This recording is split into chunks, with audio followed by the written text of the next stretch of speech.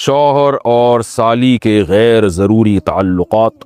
میری بڑی بہن کے شوہر بیرون ملک میں ہیں، تقریباً 3-4 سال ہو گئے ہیں، ان کا کوئی بھی کام ہوتا ہے تو میرے شوہر سے کرواتی ہے، یعنی میری بڑی بہن کے شوہر، یعنی ان کی بہن ان کے شوہر سے جو بھی کام ہو گربداری کا وہ کرواتی ہے۔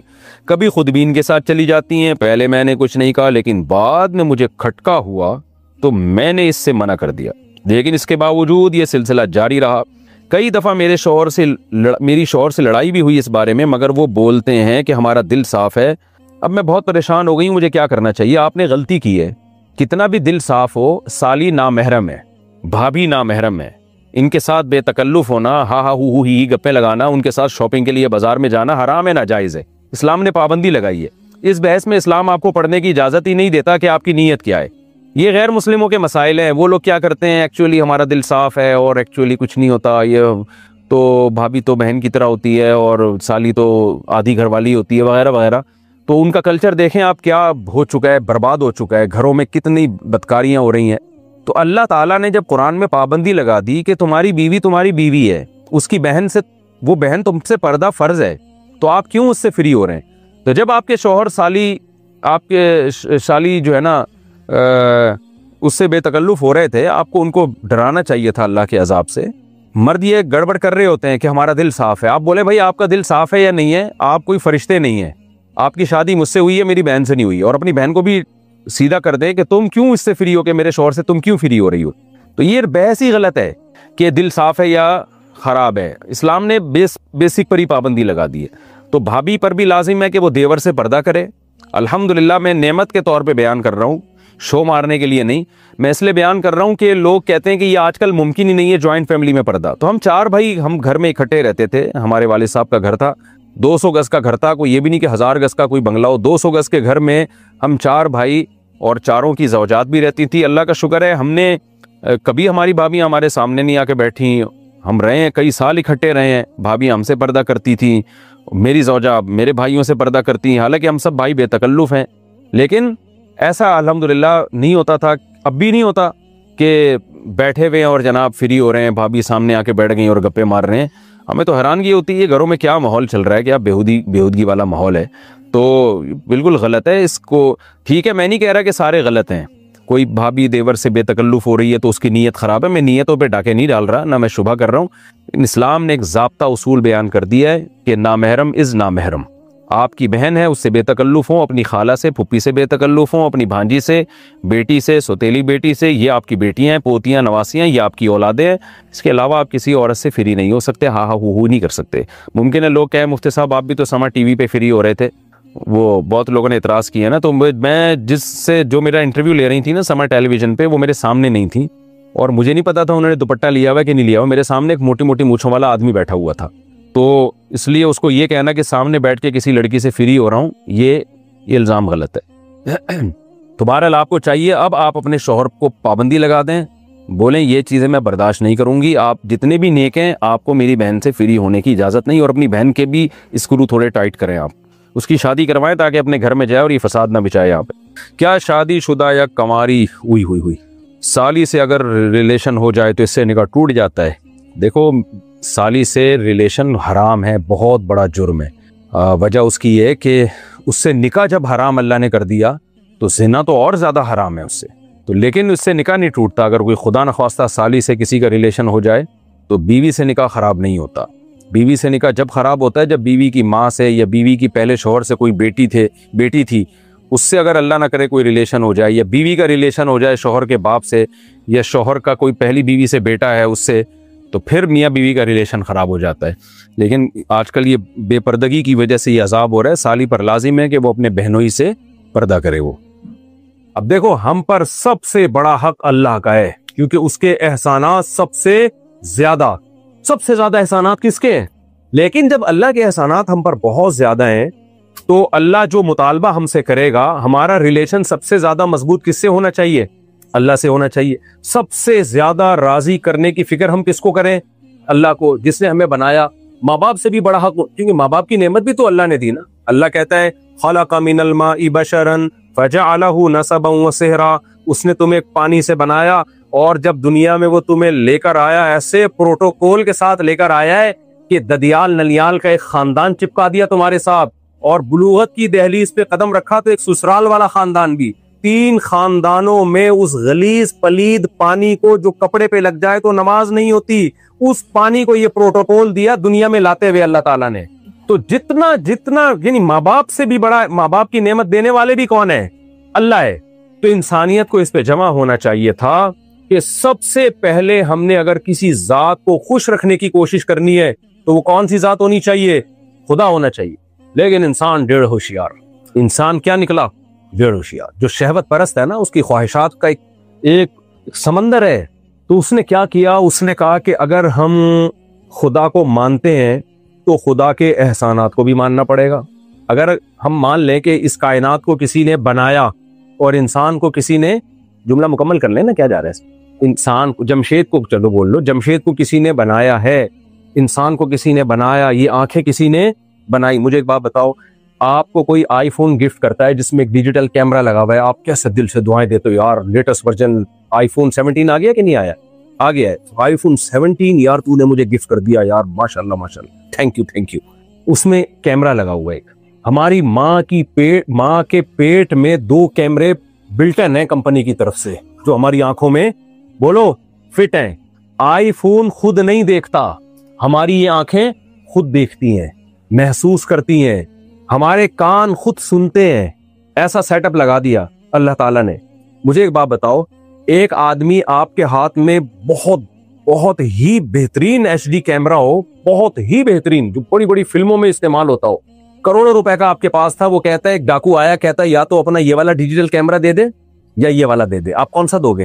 ہیں وہ کروڑوں روپے کا جو کیمرہ ہے نا آپ کا, وہ یہ لے جا, یہ لے جانے کی اجازت نہیں ہے. تو کون سا والا قیمتی ہوا؟ یہ موبائل والا قیمتی ہوا, یہ جو کھوپڑی میں فٹ ہے یہ والا قیمتی ہوا.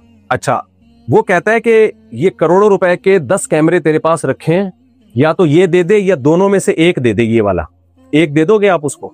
دونوں خربوں روپے سے زیادہ کی قیمت والے کیمرے ہیں جو ہماری آنکھوں میں فٹ ہیں. یہ کس کا احسان ہے بھائی؟ یہ کس نے دیا آپ کو؟ اب وہ اللہ کہہ رہے ہیں ان آنکھوں کو غلط استعمال مت کرو, تو بے شرمی کی بات ہے نا, یہ آنکھیں آپ غلط استعمال, اللہ کہہ رہے ہیں یہ تمہاری بیوی ہے دیکھنے کے لیے, اس کو دیکھو, آپ اس کو 100 دفعہ دیکھو, آپ بٹھاؤ, گپ شپ لگاؤ اس سے, اس کی باتیں سنو. ہم تو ذرا لبرل قسم کے مفتی, ہم کہتے ہیں اس سے گانا بھی سن لو آپ. مجھے لوگ کہہ رہے تھے میں اپنی بیوی کو گانا سناتا ہوں, وہ سنا لے یار, بیوی کو سنا رہے, بہت نیک آدمی, اللہ تجھے حج پہ لے جائے. بعض علماء کہتے ہیں یار گانے تو حرام ہے, ناجائز ہے. میں کہتا ہوں بھائی بیوی کو سنا رہا ہے گانا, اتنا نیک آدمی آج کل, اللہ کرے بیوی ہی کا تصور کر کے گا رہا ہو, وہ ایسا نہ ہو تصور میں کوئی اور ہو, سامنے بیگم بیٹھی بھی ہو. تو اللہ نے کہا کہ میں نے جو حلال نعمت رکھی ہے دیکھنے کے لیے, کون ہے تمہارے پاس, اس کو دیکھو. آپ کہہ رہے ہو نہیں میں فوج فلمیں دیکھوں گا, میں لڑکیوں کو دیکھوں, انٹیوں کو دیکھوں گا. تو یہ اس آنکھ کی ناشکری ہے یا نہیں ہے؟ یہ آنکھ کی ناشکری ہے. غیرت سے زمین میں گڑ جانا چاہیے انسان کو. اگر گناہ ہو گیا توبہ کرے, گڑ گڑائے اللہ کے سامنے, اللہ اقراری مجرم ہو, باغی نہیں ہو, اقرار کرتا ہوں تو نے آنکھیں دی تھی اور میں نے تیری آنکھوں کو تیری مرضی کے خلاف استعمال کیا. زبان کی نعمت جس سے ہم ذائقے چکھتے ہیں, ایسا بہترین انسٹرومنٹ اللہ نے ہمارے فٹ کر دیا ہے, اس کی ایڈجسٹمنٹ دیکھو. خالی میں بول رہا ہوں نا کتنی سپیڈ سے, یعنی زبان کی لینتھ اتنی ہے کہ نہ دانتوں سے باہر آ رہی ہے نہ دانتوں سے اندر جا رہی ہے, اور بولنے میں وہ خود اپنے آپ کو ایڈجسٹ کرتی رہتی ہے. عجیب ہی, یعنی آرٹیفیشل اگر کوئی لگائی جائے تو کبھی دانت کے نیچے چپکے گی, کبھی جتنا نکالنی ہوگی نکلے گی بھی نہیں وہ باہر. کوئی ورنیل کیلیپر تھا بھائی جس نے بیٹھ کے اندر اس کو ایڈجسٹ کیا. آنکھوں کی جو ایڈجسٹمنٹ ہے وہ اتنی کریکٹ ہے کہ ذرا سی ملی میٹر بھی اگر وہ تھوڑے سے پتلے دائیں بائیں ہو جائیں تو 1 کے 2 نظر آنا شروع ہو جاتے ہیں. ایک آدمی ڈاکٹر صاحب کے پاس گیا نا کہ مجھے 1 کے 2 نظر آتے ہیں. ڈاکٹر نے کہا آپ تینوں کو یہ بیماری ہے کیا؟ اس کو 3 نظر آتے تھے. تو اس کی ایڈجسٹمنٹ کیا ہوئی تھی یار؟ اتنی کیلکولیشن, اتنی زبردست کیلکولیشن. اور یہ آنکھ بن کس سے رہی ہے؟ روٹی سے. ماں کھا رہی ہے پراٹھا, اگر کراچی میں ہوگی تو کیا کھا رہی ہے؟ وہ ڈیزل کے پراٹھے کھا رہی ہے. وہ ہے بھائی, اس سے کیا بن رہی ہے؟ بچے کی پیٹ میں آنکھیں. زبان کچھ بھی کھائے گی نا, اس کی باڈی کو بعد میں لگے گا, بچے کی کنسٹرکشن میں پہلے استعمال ہو. سب کچھ روٹی سے بن رہا ہے, سب کچھ روٹی سے بن رہا ہے. گوشت انڈے جو بھی کھائے گی باڈی میں ایسے اللہ نے سافٹ ویئر انسٹال کر دی ہے جو بچے کے لیے فائدے کی چیزیں, وہ ساری باڈی وہاں سے نکال کے ایسا لگ رہا ہے کوئی بیٹھا ہوا ہے اندر کنسٹرکشن کا کام کر رہا ہے. اور کھوپڑی پوری, اور اس کے اندر دماغ اتنا بڑا, اس کے اندر لائنیں. ہم جب گھر بناتے ہیں صرف گٹر لائن ڈلوانے میں ہمیں 6 مہینے لگ جاتے ہیں. ایک اتنی چوڑی لائن جس میں جائے گا کیا, وہ ڈلوانے میں اتنا ٹائم لگ جاتا ہے. اور یہ کھوپڑی کے اندر باریک نسیں جن میں بلڈ نے سرکولیٹ کرنا ہے, اور ایسی پیک ہے کہ ذرا سا باہر نکل گیا نا, وہ لائن سے پانی تھوڑا سا نکل جائے کیا ہو جائے گا بھائی. اگر آپ نے جو پانی کی لائنیں بچھائی ہوئی ہیں تھوڑا سا پانی نکل جائے تو آ کے جوڑ دو گے, یہی ہو جائے گا نا, کوئی تباہی تھوڑی آ جائے گی. لیکن دماغ کی باریک باریک نسیں جن میں بلڈ سرکولیٹ کرتا ہے, ذرا سی لیکیج اس میں ہو گئی, کومے میں چلا گیا. یہی ہوتا ہے نا, فالج ہو گیا, یہ ہو گیا, وہ ہو گیا. ایسی باریک نسوں کا ماہرین کہتے ہیں کہ ایسی نسیں ہیں کہ پائپ ہیں کہ ان کو لے جاؤ چاند سے چکر دلا کے واپس زمین میں لے آؤ. اتنی بڑی نسوں کا جال کا گچھا بنا کے بچے کی کھوپڑی کے اندر فٹ کیا جا رہا ہے. اور یہ بن کس سے رہا ہے؟ ڈیزل کے پراٹھوں سے. روٹی سے کبھی کبھار بنا کرتا تھا, اب کس سے بن رہا ہے؟ پیزے سے, جو کسی کام کی چیز نہیں ہے. بچہ تو آ ہی جاتا ہے, ماں جو بھی کھائے نا, وہ الگ بات ہے پھر کس ٹائپ کا آ رہا ہے. وہ برگر بچہ آ رہا ہے یا پیزا کھائیں گے تو پیزے جیسا نکلے گا, اور اگر صحیح گوشت انڈے منڈے کھائیں گے تو پھر ذرا صحیح چیز مارکیٹ میں آئے گی. خیر, تو کتنے بڑے احسانات تھے خدا کے, ناک میں سونگنے کی طاقت. اچھا, کمال کی بات یہ کہ یہ سارے کام نا ہمارے دماغ کرتا ہے. دماغ سونگتا ہمارا دماغ ہے, دیکھتا ہمارا دماغ ہے, سنتا ہمارا دماغ ہے. ایک چھوٹی سی کھوپڑی کو اللہ نے کچھ آلات دے دی ہیں, کچھ ریسپٹر دے دیے ہیں کہ کان میں ایسے ریسپٹر لگا دیے کہ جو ساؤنڈ کی جو فریکوینسی ہے نا, وہ جو ویوز ہیں وہ ان کو پڑھتا ہے, وہ اس حساب سے بتاتا ہے دماغ کو کہ یہ والی آواز آ رہی ہے اس وقت. آنکھ کو ایسے ریسپٹر آنکھ میں لگا دیے جو لائٹ کو پڑھتے ہیں. لائٹ جب ٹکرا کے آئے گی تو وہ اس کو پڑھے گا دماغ ہی. یہ صرف آلات ہیں جو ہمیں بتا رہے ہوتے ہیں. سونگنے کے لیے الگ ہے, بولنے کے لیے الگ ہے, سننے کے لیے الگ ہے. ایک ایک پارٹ, ایک ایک آرگن باڈی کا اتنا پیچیدہ ہے کہ اب تک کوئی ایک پارٹ بھی باڈی کا ایسا نہیں ہے جسے ماہرین مکمل پڑھ چکے ہوں. اور کہہ رہے اب اینڈ ہو گیا بھائی, آنکھ ہم نے مکمل پڑھ لی, اب آنکھ پہ مزید ریسرچ کی ضرورت نہیں ہے. نا کہہ رہے نہیں بھائی, ابھی جتنا جانا ہے وہ اس سے بہت کم ہے جو ابھی جاننا باقی ہے. اور یہ سب بن کس سے رہا ہے؟ ڈیزل کے پراٹھوں سے. اچھا, مزے کی بات یہ بات تو میں ہمیشہ بیان کرتا ہوں, بچہ ماں کے پیٹ میں کنسٹرکشن کا کام اس کا مکمل ہوا. اتنی عجیب و غریب مخلوق 9 مہینے میں کمپلیٹ. آپ ٹھیکہ دے دو گھر بنانے کا ٹھیکیدار کو. ایک بوڑھی عورت نے کسی کو بددعا دی, اللہ کرے تیرے گھر میں مزدور آئیں. اس نے کہا تو دعا دے رہی ہوں بھائی, مزدور آئیں گے. آپ اب پتہ نہیں, امریکہ کا تجربہ مجھے نہیں ہے, پاکستان میں تو ایسا ہی ہے, انڈیا بھی پاکستان جیسا ہی ہے. تو جب مزدور آ گئے نا, اس کو اندازہ ہوا یہ کتنی بڑی بددعا ہے. مزدور ایک دفعہ گھس جائے, نکالنا آسان ہے, 2 مہینے کا کام ہوتا ہے, کئی سال لگ جاتے ہیں, پھر بھی کچھ نہ کچھ رہ جاتا ہے. تو 9 مہینے کا اللہ نے ٹائم لیا, 9 مہینے میں بچہ کمپلیٹ ہوا. اور کمال کی بات دیکھو یار, اس پہ جتنا انسان تعجب کرے کم ہے. ادھر بچہ مارکیٹ میں آیا, وہی ڈیزل کا پراٹھا دودھ پیدا کر رہا ہے, جو بالکل ڈیفرنٹ چیز ہے. نہیں آئی سمجھ میں بات؟ اس ڈیزل کا تو نہیں, یعنی جو بھی پراٹھا ہے, سب ڈیزل کے نہیں کھاتے, جو کچھ بھی کھا رہی تھی ماں, اس سے پہلے بچے کی کنسٹرکشن کا کام ہو رہا تھا. جیسے ہی بچہ مارکیٹ میں آیا, اب اس کو ضرورت ہے دودھ کی. یار فطرت اتنی عقل مند ہے کہ وہ سارے کام خود اس نے ماں کے پیٹ میں انسٹال کر دیے اندر ہے. بھائی پھر تو نیچر ہی کی عبادت کرنا شروع کر دو, اگر نیچر تو بڑی ذہین مخلوق ہے پھر تو. ادھر بچہ دنیا میں آیا ہے, اسی خوراک سے دودھ جو بالکل ڈفرینٹ چیز ہے, وہ دودھ بنتا ہے اور ایسی جگہ ٹرانسفر ہوتا ہے جہاں سے بچے کے لیے پینا آسان. اور بچہ جب دنیا میں آیا تھا, قرآن کہتے ہیں لا تعلمون شیئا, کچھ بھی پتا نہیں تھا اس کو. امریکہ کیا ہے, کینیڈا کیا ہے, پاکستان کیا ہے, اگلا وزیر اعظم کون ہونا چاہیے, کچھ بھی پتا نہیں. ہم تو اپنے سیاسی ٹکڑے بھی تھوڑے تھوڑے بیچ میں نکل جاتے ہیں, کیا کریں. تو الیکشن میں کیا ہوا تھا سب کو پتا ہے کیا ہوا. خیر, تو دیکھو الیکشن 2 طرح کے ہوتے ہیں, ایک سسٹم کے تحت, ایک سسٹم کے تحت. ہمارے یہاں کیسے ہوتے ہیں؟ سسٹم ہے, خاص قسم کا سسٹم ہے, اس کے تحت سارا چل رہا ہوتا ہے. لیکن ٹینشن نہ لیا کرو, ہمیشہ ایسا ہی ہوتا ہے. تو جو کام ہمیشہ ہو رہا ہے تو پھر اس میں جہاں لوگ بہت پریشان ہیں, یار یہ کیا کر دیا, الیکشن میں دھاندلی ہوئی ہے. مجھے دیکھ رہے ہوتے ہیں, میں بالکل ریلیکس.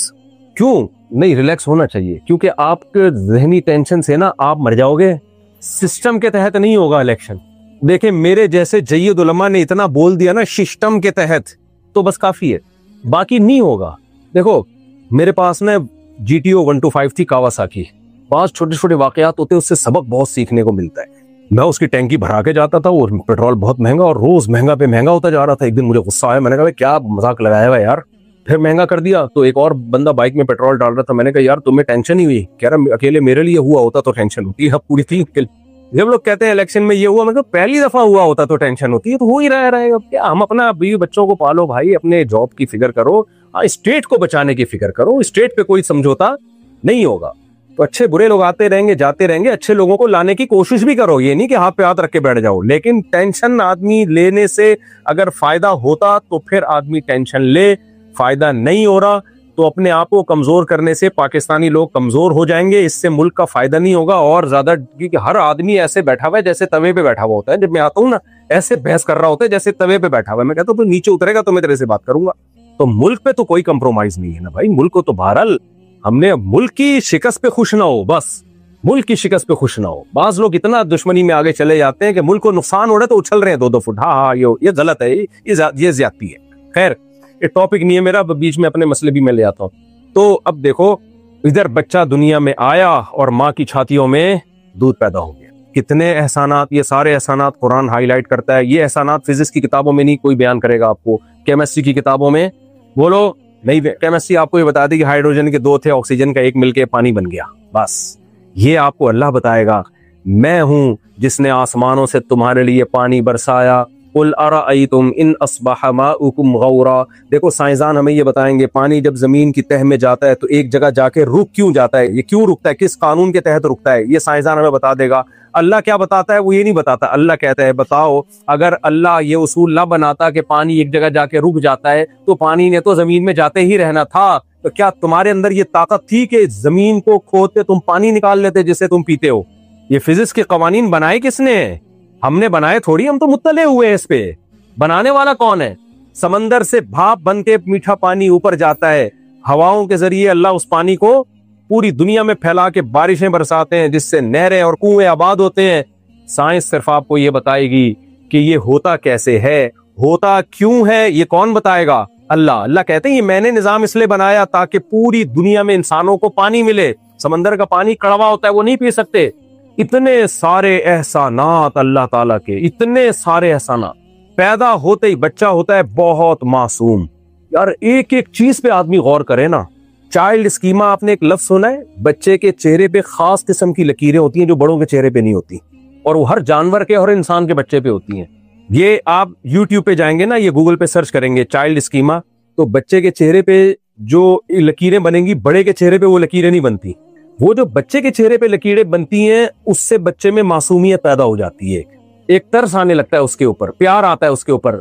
جیسے جیسے بڑا ہوتا ہے وہ لکیریں مارکیٹ سے شارٹ۔ یار اس کے جو چہرے پہ قدرت نے لکیریں بھی بنائی ہیں نا، ڈیزائن بھی، وہ بھی دیکھو مصور کا کام کیا ہوتا ہے، وہ چاہے تو چنگیز خان کی تصویر بھی بنا سکتا ہے جسے دیکھ کے دہشت ہو، وہ چاہے تو ایسی تصویر بھی بنا سکتا ہے جسے دیکھ کے رونا آئے۔ بناتے ہیں نا مصور لوگ، جو تصویر بنانے والے لوگ ہیں وہ ایسی تصویر بناتے ہیں جسے دیکھ کے پیار آئے، رونا آئے، اور کچھ ایسی تصویریں ہوتی ہیں دیکھنے سے لگ رہا ہوتا ہے چور ہے، ظالم ہے، تو چہرے پہ ایسے آپ تصویریں بنا دیں تو ایسا لگے گا جیسے کوئی خون خوار انسان ہو مجھ پہ حملہ کرنا چاہتا ہے۔ یہ ہے نا، اللہ تعالیٰ نے بچے کے چہرے پر ذرا سا بھی وہ رونے کی کوشش کرے یا ہنسنے کی کوشش کرے، اس کے چہرے پہ جو جس ڈیزائن سے لکیریں بنتی ہیں وہ بڑوں کے چہرے پہ نہیں بنتی۔ اس سے فائدہ کیا ہوتا ہے بچے کو؟ بڑے کی طبیعت اس کی طرف جاتی ہے، بڑے کو اس پہ ترس آتا ہے، کیونکہ بچہ کمزور ہے، وہ خود سے نہیں سروائیو کر سکتا، کوئی ایسا ہونا چاہیے جو اس پہ ترس کھائے اور اس کے لیے قربانی دے۔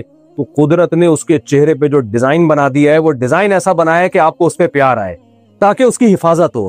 یہ ڈیزائننگ ایوالو ہونے کا نتیجہ بولو نہیں ہو سکتی، خود بخود نہیں ہو سکتا کہ پوری پینٹنگ بھی سوچو سمجھ کے کی جا رہی ہے۔ اب خدا کے احسانات تھے، جب ہم پیدا ہوئے اس نے آسمان سے بارشیں برسائیں، فجعلناہ سمیعا بصیرا، سنتا دیکھتا بنایا۔ تو ہونا تو یہ چاہیے تھا جب اللہ کے پیغمبر آئے اور انہوں نے ہمیں بتایا کہ تم پر اس نے اتنے احسانات کیے تو ہم خوش ہو جاتے، ہم کہتے ہیں ہم تو پہلے ہی مانتے ہیں خدا کے ہم پر احسانات ہیں، اب ہم خدا کو خوش کرنا چاہتے ہیں، کیا طریقہ ہے؟ تو پیغمبر ہمیں بتاتے کہ 5 وقت نماز کی پابندی کرو، رمضان کا 1 مہینہ روزہ رکھو، زندگی میں 1 دفعہ اس کے گھر کی زیارت کرو، اور اپنے مالوں میں زکوٰۃ بھی نکالا کرو، صدقات و خیرات بھی نکالا کرو۔ وفی اموالہم حق للسائل والمحروم، جو لوگ اللہ کو مانتے ہیں ان کا سارا مال ان کا نہیں ہوتا، بلکہ ان کے مالوں میں ان کے رشتہ داروں کا اور ان جو محروم لوگ ہیں جو ضرورت مند لوگ ہیں ان کا حق ہوتا ہے تو ہم دل کھول کے اللہ کی راہ میں خرچ کرتے ہیں. اللہ ہم تو تجھے تلاش کر رہے تھے, کوئی ہمیں بتائے کہ تو خوش کیسے ہوتا ہے.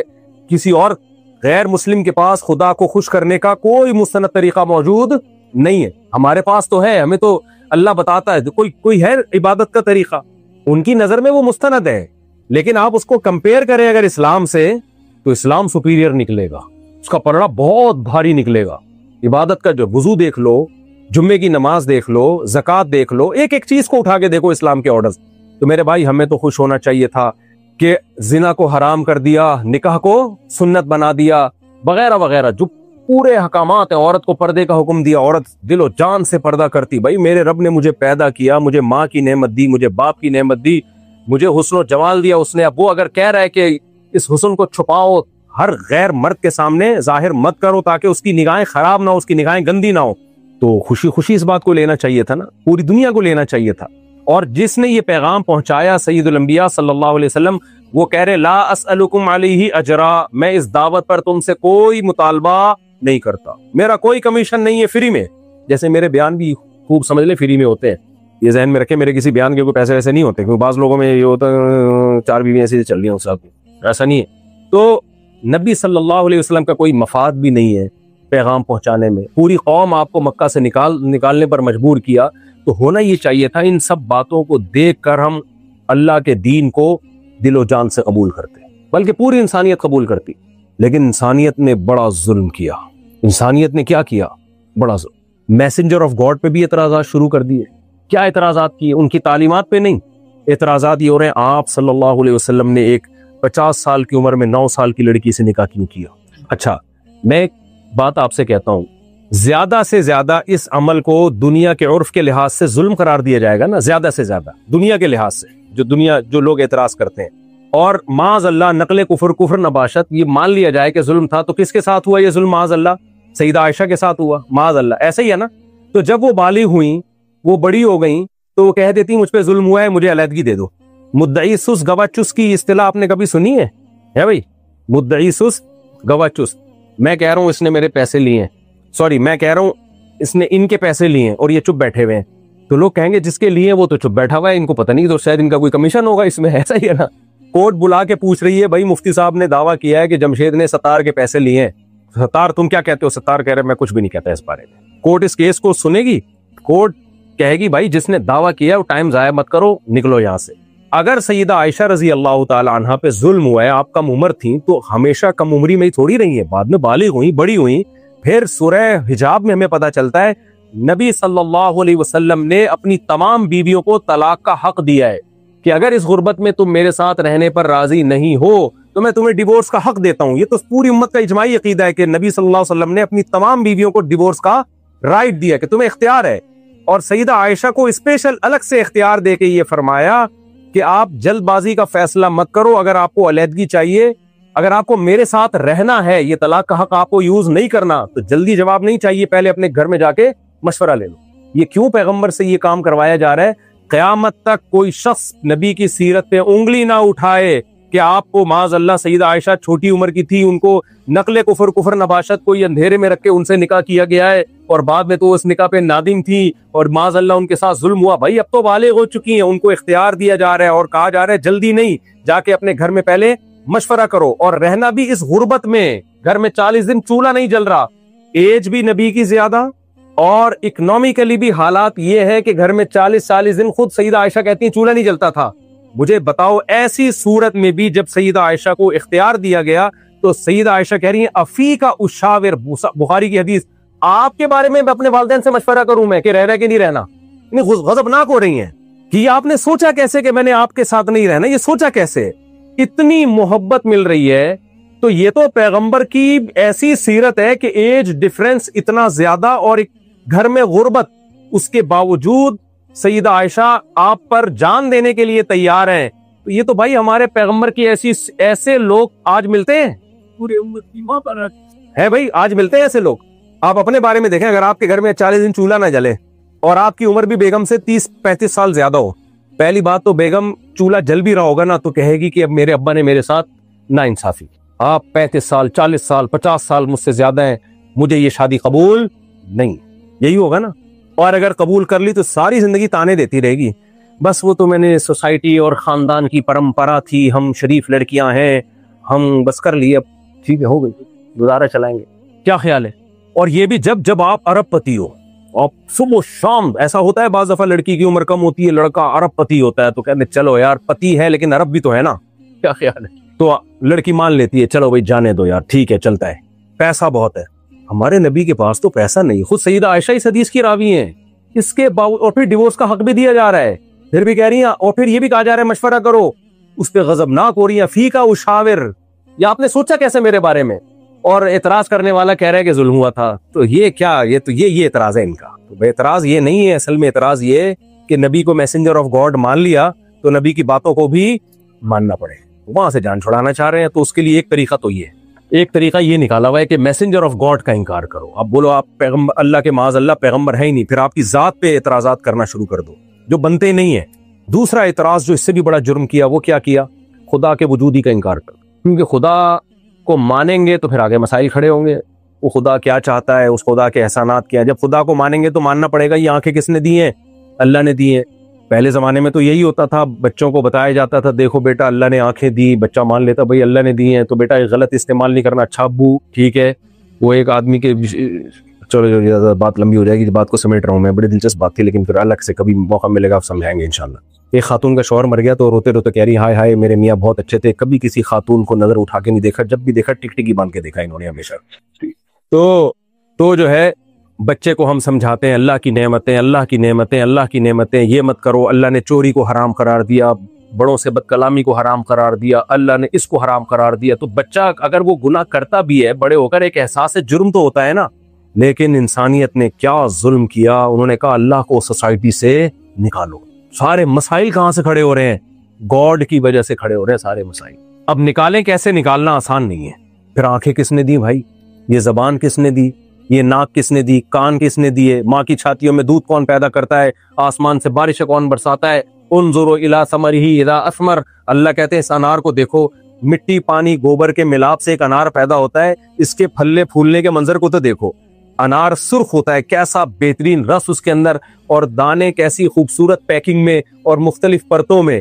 ایسا نہیں کہ ٹیڑے میڑے دانے، نہ ایک بڑی خوب انگور کے گچھے دیکھو، کیلے کے گچھے دیکھو، سیب کے اوپر کی پرت دیکھو، اور پھر اس بیج کے اندر سافٹ ویئر کیسے انسٹال ہوئے ہوئے ہیں بھائی. آپ نے بیج زمین میں ڈالا، اس بیج سے ایک پودا نکلا، اس سے بیل نکلی، اس سے پھول نکلے، پھول تتلیوں کو اٹریکٹ کریں گے، نر مادہ پھولوں کا ملاپ ہوگا، اس کے بعد پھل پیدا ہوگا، پھل بڑا ہوگا، پھر وہ آپ کھائیں گے، اس کے اندر وہی درجنوں بیج دوبارہ، اور ہر بیج میں یہی پروسیس اس کے اندر انسٹال ہوا ہوگا. تو اتنی ساری چیزیں کہاں؟ تبھی تو قرآن کہتے ہیں فَبِأَيِّ آلَاءِ رَبِّكُمَا تُكَذِّبَانِ، کس چیز کا انکار کرو گے بھائی؟ انسان نے ایک فارمولا نکالا کہ سب کا ایک ہی دفعہ میں کر دو انکار. ایک ایک کو بولنا کہ نہیں خربوزہ بھی خود بخود بنا ہے، انار بھی خود بخود بنا ہے، آنکھیں بھی خود بخود بنی ہے، ناک بھی خود بخود بنی ہے، اس میں ٹائم ضائع ہوگا، اس میں کیا، اور اس کو ثابت کرنا بھی بہت مشکل ہے. تو انسان نے ایک فارمولا نکالا، ان سے بولا ایکچولی ہوا ایسا تھا کہ ونس اپون اے ٹائم ایک دھماکہ ہوا تھا، اس دھماکے کے نتیجے میں سورج چاند ستارے اور سیارے جھن جھن جھن بن کے. اب جب پوچھا گیا اتنا خاندانی دھماکہ، کراچی میں دھماکے سنے ہوں گے کراچی والوں نے، کیا خیال ہے؟ آج تک کبھی ایسا ہوا کہ الٹی کرسی سیدھی ہوئی اس دھماکے سے؟ سیدھی کرسیاں الٹی تو بہت دیکھی ہیں، الٹی کرسی ہم نے سیدھی نہیں دیکھی. ہم نے مان لیا بھائی سائنسدان کہہ رہے ہیں ہوا ہوگا دھماکہ، ہم نے کہا بھائی یہ ہوا نہیں ہے، کیا گیا ہے.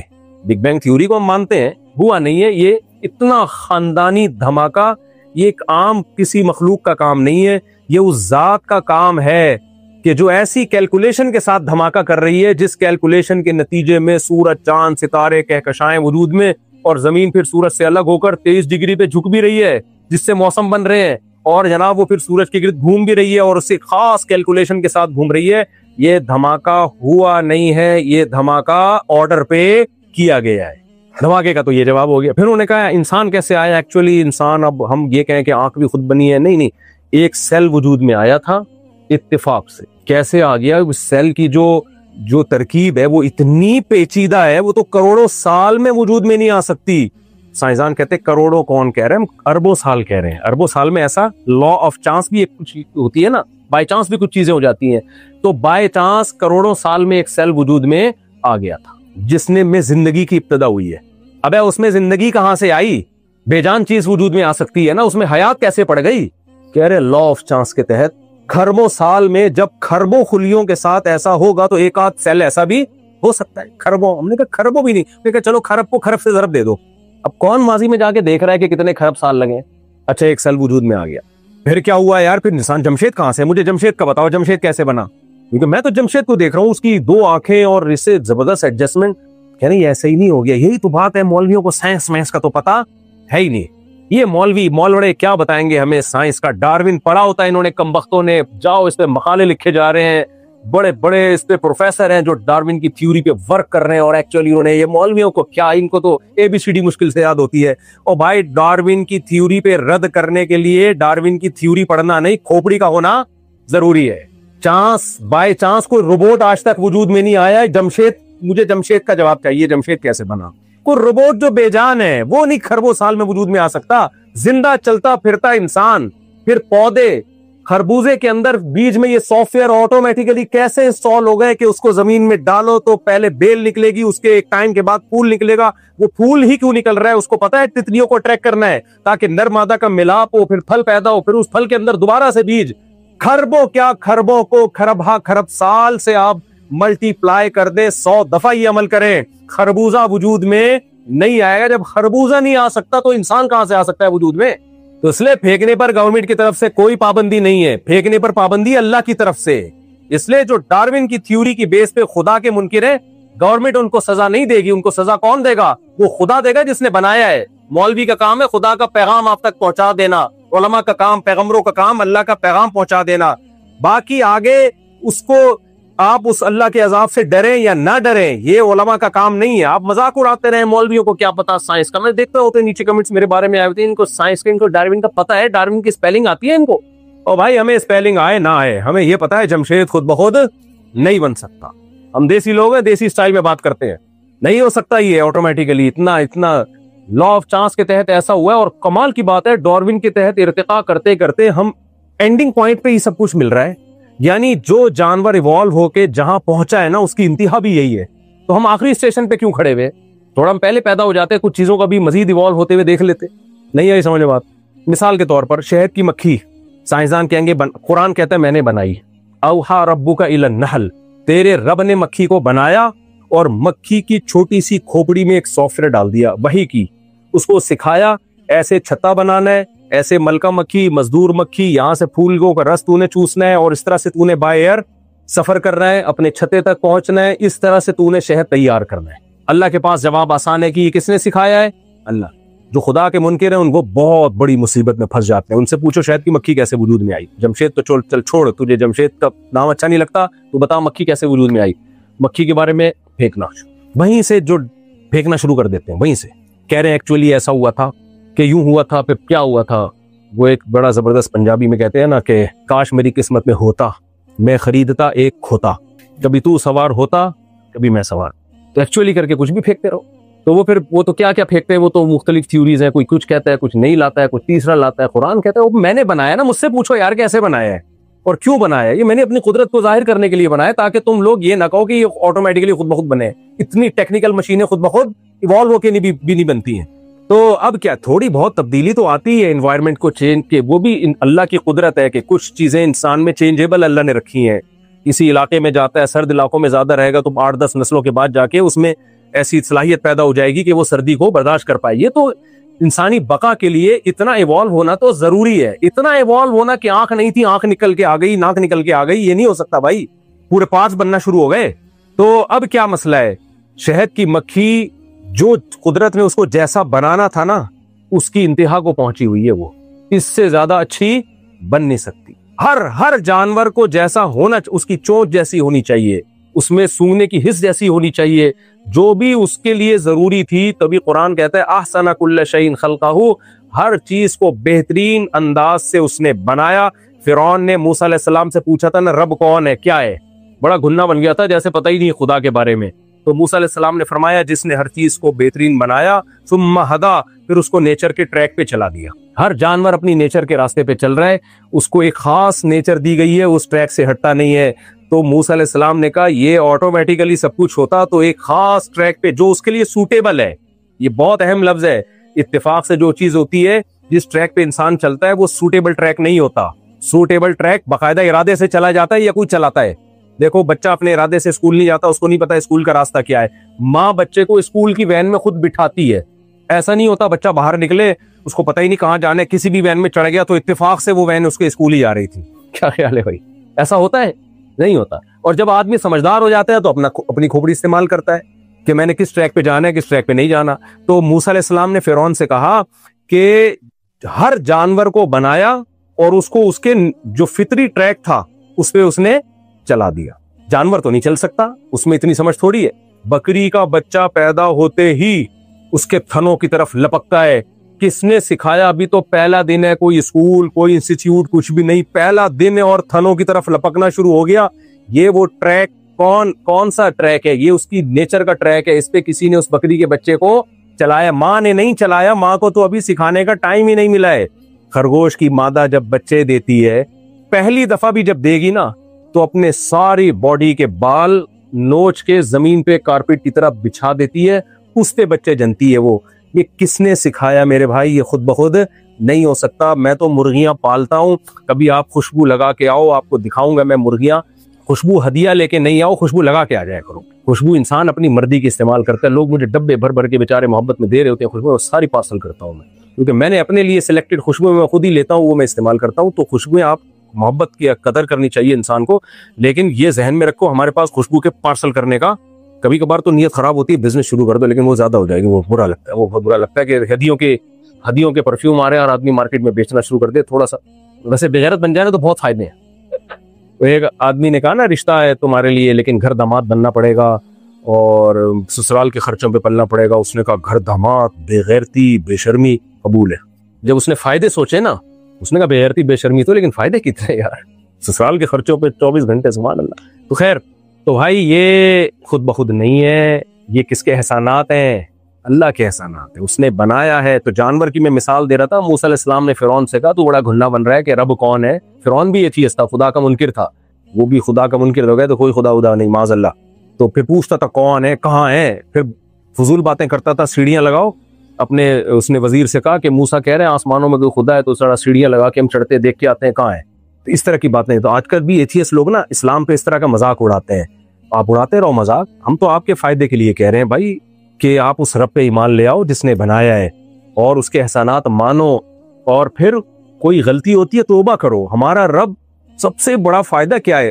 اسلام نے ہمیں رب کا یہ بھی بتایا کہ رب ہے، یہ بھی بتایا کہ صرف ایک ہے، اور اس کی صفات کیا یہ بھی بتا دی. اگر ہمیں صفات پتہ نہ چلتی، مثال کے طور پر ہمیں پتہ چلتا کوئی خدا ہے لیکن بڑا ظالم جابر قسم کا ہے. دنیا میں بادشاہ ظالم جابر بھی ہوتے ہیں، یا وہ ہم اگر اس کی نافرمانی کریں گے چھوڑے گا ہی نہیں وہ، تو ہم مایوس ہو جاتے کہ نہیں ہو جاتے. اس خدا نے بتایا مجھ پر ایمان لے کر آؤ. وَمَن يَعْمَلْ سُوءًا أَوْ يَظْلِمْ نَفْسَهُ، بس یہ آخری آیت پڑھ کے میں اپنے بیان کو ختم کرتا ہوں. وَمَن يَعْمَلْ سُوءًا أَوْ يَظْلِمْ نَفْسَهُ ثُمَّ يَسْتَغْفِرِ اللَّهَ يَجِدِ اللَّهَ غَفُورًا رَحِيمًا. قرآن میں اگر مجھ سے کوئی پوچھے سب سے مزے کی آیت کون سی ہے، یا کسی بھی تھوڑا سا ایمان والے سے پوچھے تو وہ کہے گا یہ آیت سب سے مزے کی ہے. قرآن سب سے مزے کی آیت کون سی ہے؟ دیکھو قرآن میں آیتیں بھی ہیں جو یہ جرم کرے گا اس کو یہ سزا ملے گی، یہ جرم کرے گا یہ سزا ملے گی، یہ بھی ہے. جہنم کی وعیدیں بھی ہیں، جنت کے باغات کا تذکرہ بھی ہے. ایک مولوی صاحب سے کسی نے پوچھا، وہ بدعتی مولوی تھے، مولانا ایسے ہوتے نہیں ہیں لیکن دونوں طرح کے مولانا مارکیٹ میں چل رہے ہوتے ہیں. ہمارے نانا بھی مولوی تھے، صحیح والے مولوی تھے، غلط بھی تھے. وہ قصے سنایا کرتے تھے بدعتی مولویوں کے جو کھاؤ پیو کرتے ہیں. کہتے ہیں ایک مولوی صاحب کا انتقال ہو گیا تو کہیں سے دعوت آئی کسی کی میت پہ، بریانی شریانی کی نا، تو انہوں نے کہا مولوی صاحب تو مر گئے، چلو ان کے بچوں کو بلا لیتے ہیں. تو بچوں کو انوائٹ کیا، اب ہمارے یہاں میت کا کھانا ہے، آپ آ جائیں، آپ کے والد صاحب آ کے کھایا کرتے تھے، ان کی سنت زندہ کریں. تو بیوہ نے کہا اپنے بچوں سے دیکھو اپنے باپ کی روح کو تکلیف نہ پہنچانا، فل طبیعت سے کھا کے آنا جیسے تمہارے باپ کھایا کرتا تھا. ایسا نہ ہو کہ تھوڑا کھاؤ تمہارے باپ کی روح کو اذیت ہوگی کہ میرے بیٹے میری سنت زندہ نہیں رکھے. تو بچے گئے، ان کو ماں کی وصیت یاد آتی تھی، کھائے جا رہے ہیں. پھر جب دیکھ پیٹ بھر گیا، پھر ماں کی وصیت، اتنا کھا لیا کہ اب چلا نہیں جا رہا نا. میرے نانا سنایا کرتے تھے، اللہ مغفرت فرمائے، جو خوش مزاج ہوتے ہیں ان کی عمریں اکثر لمبی ہوتی ہیں. وہ بڑے خوش مزاج سے 99 سال میں فوت ہوئے. تو اور نانا کے والد 120 سال میں فوت ہوئے. ان سب میں قدر مشترک پتہ ہے کیا تھی؟ خوش مزاجی. اس لیے میں کہہ رہا ہوں سسٹم کے تحت انتخابات ہوں یا سسٹم کے تحت، جو کر سکتے ہو وہ ضرور کرو. ٹینشن لینے کی ضرورت, ٹینشن سے ڈپریشن ہوتی ہے اور نفرتیں پھیلتی ہیں. سب صحیح ہے, یعنی سب صحیح کا مطلب یہ نہیں کہ جو غلط ہے اس کو پروموٹ کرو آپ, لیکن ٹینشن لینے میں آپ یہ سمجھو کہ یار بہت دنیا میں صحیح بھی ہوگا غلط بھی ہوگا. اور کچھ بہت ساری معلومات ایسی ہوتی ہیں ہمیں ہوتی نہیں ہے, بہت ساری. جب آپ ڈیپ میں جاؤ گے بہت کچھ کھلتا ہے. اب پر کیا ہوتا ہے ہمیں نہیں, ہم اور آپ یہاں بیٹھ کے یوٹیوب اور فیس بک پہ تجزیے کر رہے ہوتے ہیں. جب آپ ڈیپ میں جاؤ گے تو کہانی کچھ اور ہی نکل رہی ہوتی ہے. اس لیے بہت زیادہ اپنی رائے پر اصرار بھی نہ کیا کرو کہ جو آپ سمجھ رہے ہو وہ حرف آخر ہے, ممکن ہے آپ غلط ہو, یہ بھی ممکن ہے. تو بہت کچھ الگ بھی ہوتا ہے. ہم جس کو غلط سمجھ رہے ہوتے ہیں وہ صحیح نکلتا ہے, جس کو صحیح سمجھ رہے ہوتے ہیں وہ غلط نکلتا ہے. تو رائے دو ضرور, مگر اتنے کانفیڈنٹلی کہ اس پہ اڑ جانا ایمان کا حصہ بنا دینا یہ نہیں ہے. اس میں تھوڑی سی لچک رکھو. کسی نے بڑی اچھی بات کہی ہے, کسی سے محبت کرو اتنی کہ پیچھے واپسی کا راستہ بھی رہے آپ کے پاس, اور کسی سے نفرت کرو تو اتنی کہ اس سے عقیدت کا راستہ بھی تھوڑا سا باقی رہے. جس بیس میں محبت کی تھی تو اگر آپ کو پتا چل جائے کہ یہ بیس غلط تھی تو آپ بے ہوش ہو کے ہلاک نہ ہو جاؤ. بعض لوگ کسی بزرگ سے عقیدت رکھ لیتے ہیں نا, بہت زیادہ حضرت جی بہت پہنچے ہوئے نیک ہیں, چند بیانات سن لی ان کے بہت نیک ہیں, اور پھر وہ اتنا عقیدت نے بات بتائی تو 2 نمبر نکلے, تو وہ اسلام سے ہی مرتد ہو جاتے ہیں. تو بھائی عقیدت اعتدال سے کرتے کہ یار انسان ہے غلط بھی ہو سکتا ہے, پہلے اعتدال سے ہوتی تو پھر واپسی کا آپشن. ہم لوگ بعض دفعہ کسی کی عقیدت یا نفرت میں اتنا آگے چلے جاتے ہیں کہ ہم اپنے لیے واپسی کا راستہ بند کر دیتے ہو. سب پاکستان میں تھوڑے تھوڑے غلط بھی ہیں, تھوڑے تھوڑے صحیح بھی ہیں. اس لیے میں ایک لفظ کہتا ہوں کہ آپ کا جو مخالف ہے نا اپوزیشن میں, جو آپ جس کو آپ پسند نہیں کرتے, اس کے بارے میں آپ کہو کہ یہ بہت غلط ہے لیکن اتنا نہیں جتنا میں کہتا ہوں, اس سے تھوڑا سا کم. اور جس سے آپ کو عقیدت ہے اس کے بارے میں بولے بہت اچھا ہے, اتنا نہیں جتنا میں سمجھتا ہوں, اس سے تھوڑا سا کم. جیسے ایک امریکی اور ایک رشیا والا اور ایک پاکستانی سفر کر رہے تھے. امریکی نے کہا ہمارے ہاں سب میرین ہوتی ہیں جو سمندر کی بالکل تہ سے لگ کے چلتی ہیں. پاکستانی اور رشین نے کہا بالکل تہ سے, انہوں نے کہا تھوڑا سا اوپر, تھوڑا سا, بالکل تہ سے نہیں تھوڑا سا اوپر. رشین نے بولا ہمارے جو جہاز ہیں بالکل آسمان سے چپک کے چلتے ہیں. اب امریکن اور پاکستانی ہو گئے بالکل چپک کے, انہوں نے کہا تھوڑا سا نیچے, یعنی اتنی ہائٹ پہ چلتے ہیں. پاکستانی کیا کرتا بھائی, پاکستانی کا دماغ چلتا ہے, آپ کو پتا ہے بالکل آسمان پہ دماغ چلتا ہے. اس نے کہا کہ ہم لوگ ناک سے کھانا کھاتے ہیں, انہوں نے کہا بالکل ناک سے, انہوں نے کہا تھوڑا سا تھوڑا سا. تو جتنی آپ کو اپنے لیڈر سے عقیدت ہے تھوڑی سی کم کر لو, اور جتنی مخالف سے دشمنی ہے اسے بھی تھوڑی سی کم کر لو, تو اعتدال ہو جائے گا. باقی عقیدت نفرت یہ تو زندہ لوگوں کی علامتیں ہیں تو ہوتی ہے, لیکن اعتدال سے. خیر بات کو میں بس ختم کر رہا تھا, وہ کیا بات چل رہی تھی, بس آخری سینٹینس ہے نانا کی تو چل رہی تھی. وہ میں اس کو مثال دے رہا تھا نا کہ وہ بریانی, وہ بڑی مزے کی بریانی نا, تو وہ میں ایک مثال دے رہا تھا کہ خوش رہنے سے آدمی کی عمر لمبی ہوتی ہے. تو ایک بچہ کسی بوڑھے میاں نے ایک بچے کو ٹوکا, بیٹا سگریٹ کیوں پی رہے ہو؟ بچے نے بولا کہ اس سے کیا ہوتا ہے؟ بولا اس سے عمر کم ہو جاتی ہے. اس نے کہا میرے دادا تو 120 سال میں فوت ہوئے. تو نے کہا کیا وہ سگریٹ نہیں پیتے تھے؟ کہہ رہے وہ کسی کے کام میں ٹانگ نہیں اڑاتے تھے. کہ بچے نے غلط کہا, ایسا نہیں کہنا چاہیے تھا, لیکن اتنی بات تو ہے کہ وہ دوسروں کی ٹینشن لیتے نہیں تھے, تو آپ بہت زیادہ ٹینشن لے رہے ہو. تو ہاں میں وہ آیت بتا رہا تھا کہ کچھ آیتیں قرآن کی بڑی, تو ایسے کسی بدعتی مولوی سے پوچھا کہ یار بتاؤ قرآن میں اتنی ساری آیتیں ہیں, سب سے زبردست آیت کون سی ہے؟ تو اس نے کہا سب سے قربان جاؤں قرآن کے احکامات پہ اور قرآن کی دعاؤں پہ, سب سے زبردست حکم جو قرآن میں لگتا ہے نا مجھے وہ یہ ہے کلو وشربو, کھاؤ اور پیو. تو جس کو کھانے پینے کا شوق ہوگا اس کو قرآن کے حکام میں سب سے اچھا حکم کون سا لگے گا؟ کلو وشربو. تو انہوں نے کہا مولوی صاحب اتنی دعائیں اللہ نے قرآن میں بیان کی ہیں, سب سے اچھی دعا آپ کو کون سی لگتی ہے؟ کیونکہ کھانے کے عادی تھے. انہوں نے کہا ربنا انزل علینا مائدۃ من السماء. عیسائیوں نے دعا مانگی تھی اللہ آسمان سے ہمارے لیے دسترخوان اتار دے. تو جس کو کھانے کا ذوق ہوگا یہی ہے نا, ہم جس کو ذوق ہوگا آخرت میں بخشش ہو جائے, آخرت میں معاف کر دیا جاؤں, اس کو سب سے زیادہ ٹینشن گناہوں سے ہوگی, کیونکہ اللہ کی پکڑ کس پہ آتی ہے؟ گناہ پہ آتی ہے. اب اس کو اگر اللہ تسلی دے دے وَمَن يَعْمَلْ سُوءًا, جو گناہ کرے, او یظلم نفسہ, یہ اپنی جان پہ ظلم کرے, تو ابھی مایوس نہ ہونا, ابھی موت سے پہلے توبہ کا دروازہ کھلا ہوا ہے. ثم یستغفر اللہ, پھر اللہ سے معافی مانگ لے. اللہ اپنی معافی کا مطلب توبہ کرے, غلطی ہو گئی آئندہ نہیں کروں گا, وعدہ کرتا ہوں آئندہ نہیں کروں گا. تو اللہ کہتے ہیں یجد اللہ غفور الرحیم, اللہ کو وہ غفور اور رحیم پائے گا. کیا انداز ہے اللہ کا. دیکھو اللہ یہ بھی کہہ سکتا تھا اللہ معاف کر دے گا, نہ. دیکھو جب کوئی سیٹ کسی کے کہتا ہے میرے پاس آؤ گے نا جب ضرورت کے وقت تو پیسے مانگو گے میں تمہیں دے دوں گا, یہ بھی ایک امید دلانے کا طریقہ ہوتا ہے. کہ جتنے پیسے مانگو گے دے دوں گا, ٹھیک ہے ٹینشن نہ لو. ایک طریقہ ہوتا ہے بھائی تو آ ذرا میرے گیٹ پہ پیسے مانگ, ادھر تو پائے گا کوئی سیٹھ آدمی ہے, اس کو پائے گا تو کسی سخی آدمی کو پائے گا. کیا مطلب, میں تجھے دوں گا تو کہے گا یار کسی سخی سے پالا پڑا ہے میرا. تو اللہ کہتے ہیں اگر غلطی ہو گئی, گناہ ہو گیا, توبہ کرو, آئندہ بچنے کی کوشش کرو اور مجھ سے معافی مانگو. یجد اللہ غفور الرحیمہ, تم اللہ کو غفور بھی پاؤ گے, گناہوں کو معاف بھی کرے گا اور گریوی بھی دے گا, رحمت بھی کرے گا الگ سے تم پر. اس لیے میرے بھائی اللہ نے, اسلام نے ہمیں اللہ کے بارے میں بتا دیا کہ وہ کن صفات کا حامل ہے. اسلام نہ بتاتا مجھے اور آپ کو پتا نہیں چلتا. تو اب خلاصہ یہ نکلا کہ اللہ کی رحمت اور شکر کا تقاضا یہ جو اس نے ہم پر احسانات کیا, ہم مانتے ہیں اس اللہ کو, ہم نہیں مانتے کہ